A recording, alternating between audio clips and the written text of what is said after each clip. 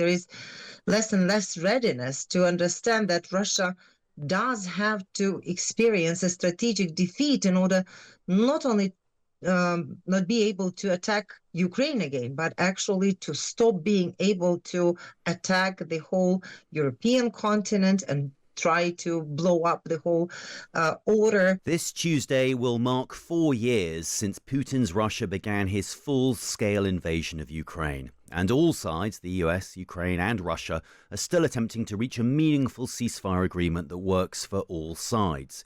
Currently, according to military intelligence and independent battlefield monitors, Ukraine's military is outmatched by Russian forces.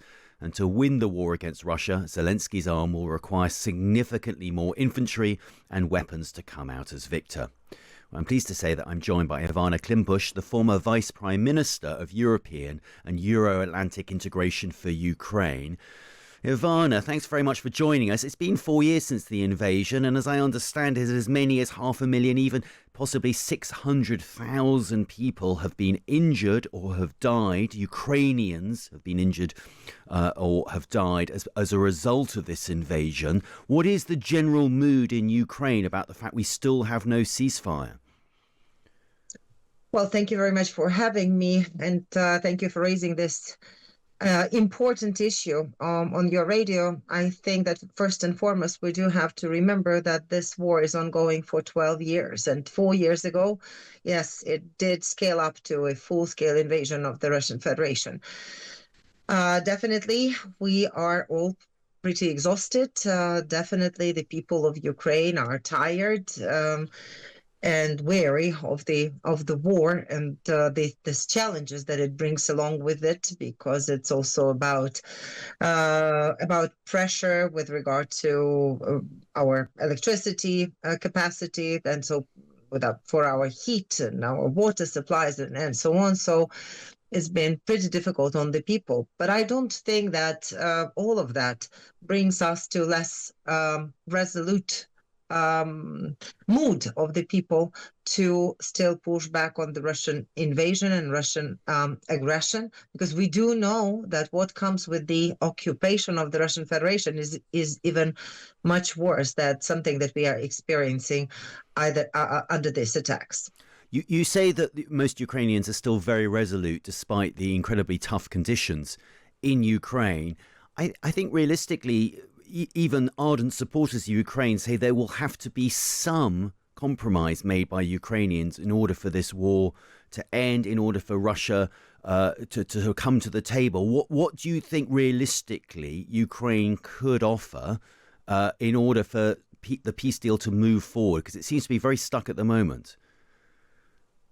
Could I ask you, what are exactly the concessions we are asking or the Russian Federation to make in this war? I just cannot understand. Are we trying to see this war as a conflict between two equal parties, or we do remember that there is a clear-cut aggressor and there is a clear-cut victim in this? And in order for the war by this aggressor not to be repeated, or this aggressor not to be indulged, we would have to pressure the aggressor. And that's what I am lacking right now. I think that there is less and less readiness to understand that Russia does have to experience a strategic defeat in order not only not be able to attack Ukraine again, but actually to stop being able to attack the whole European continent and try to blow up the whole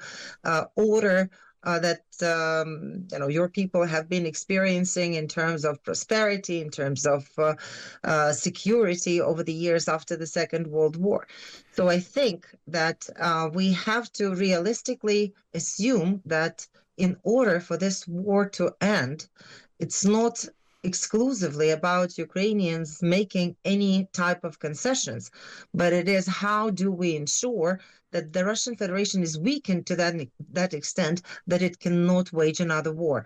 And somehow the whole focus of the discussion right now is moved to a totally different direction, how to pressure Ukraine into concessions.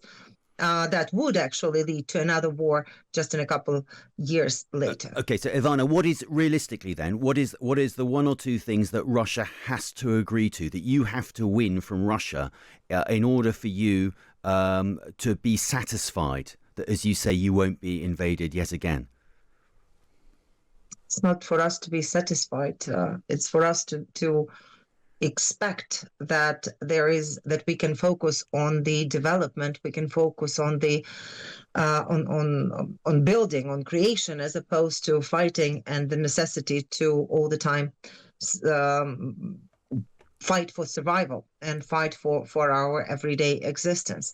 I think it's about the impossibility, is making sure that the Russian Federation is not capable to attack again, and that means maybe about restriction of its forces, and that means about the restriction of its economic capacity to finance the war. But that cannot be achieved by Ukraine exclusively. It can be achieved by the pressure, common pressure from the outside world on the Russian Federation, with also Ukrainian capacity to defend itself, which has to be stepped up.